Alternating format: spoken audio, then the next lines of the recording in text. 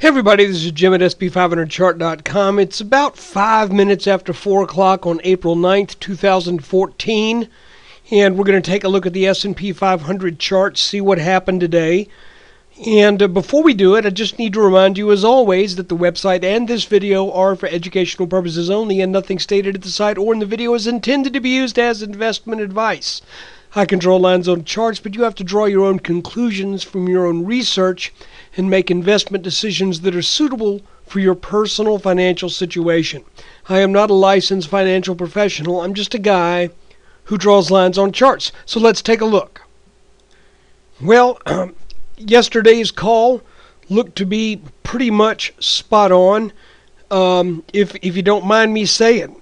The market's up better than 1% in the S&P, and a nice bounce again out of this 1840 to 1850 range, despite that little dip underneath it early yesterday down into the high 1830s. We still formed a recognizable bottom pattern after we broke through this little descending drop here. I don't want to call this a pattern, because really what we had was a descending wedge between this line and this line that broke out, came back for a dip into the 1830s, then came out and took out this what was just purely a speculative trend line.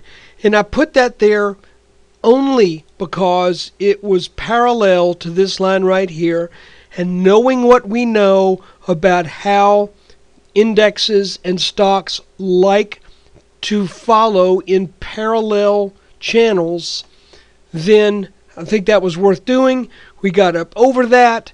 That signaled the potential for a reversal. Then yesterday we saw what appeared to be the formation of a potential inverted head and shoulders kind of pattern. That now if we extend that neckline out right there. But by the way, you might say, well, where did this little pattern break out? Well, you know, it kind of noodled around for a while. I would say the breakout would be where it first got over this trend line, which means now we have the fun, if you will, of measuring this target from the pattern. There's the depth right there. I think I've got that pretty close. There's our breakout right there, essentially at the open. And there you see we had a target of about 1872. And we closed at 1872. Just, you can't make this stuff up. So this little pattern right here has already done its thing. But I remind you, that doesn't mean that's all it can do. It doesn't mean it's all it's going to do. I personally think we may run into a little bit more resistance at this extended line right here that is at about, well, let's just call it 1875. I think when we were back here it was more 1874. And if we get over this, then I think it's a reasonable assumption to think that we would come back and challenge 1884. So this was a good day. We got the reversal down here where we were looking for it. But let me tell you, the important thing right now, when you look at this chart, this line becomes very important. If we fail to take this line out on another attempt, each trip down to this 1840 to 1850 range starts to look more and more like, well, what's a good way to put this? If you think of this range as being a structure, each time it gets hit, I think that structure maybe gets a little bit weaker, and each time we don't get over 1884, I think people start to say it's not going to happen, and that makes this area down here more, I think, more likely to give way to the downside. But I'm not saying that's happening yet. I just say I think it's important for us to get up over this line. I just want to throw one more thing out. A lot of times bottoms and tops are made up of 3 rallies or 3 dips. And that's why. Is because each time you hammer down on a particular area, it gets a little bit weaker. And we can even see maybe a little bit of that weakness yesterday, or as we came down all the way to what was our low yesterday of about 1837 and change.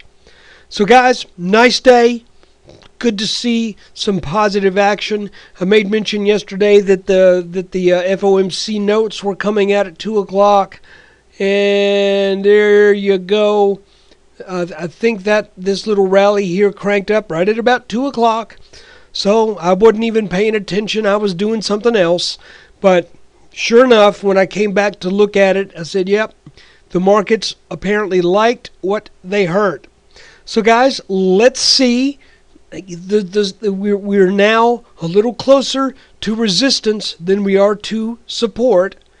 And let's see if we finish that trip up to challenge 1884 going into the latter part of this week.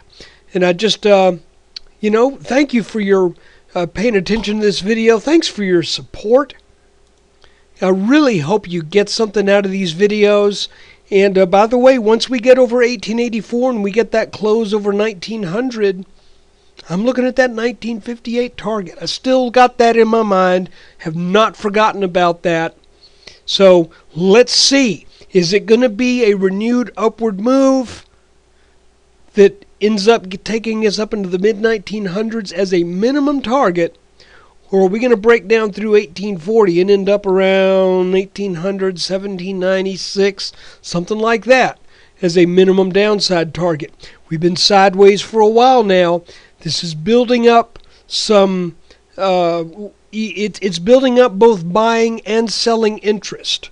And whichever one of those areas breaks first, that, I believe, is going to be the direction of our next move, and it should be good for 50 or 60 points from the point at which it breaks. So guys, thanks again for watching. Take care, and look for another video tomorrow, and then, of course, the weekly review over the weekend.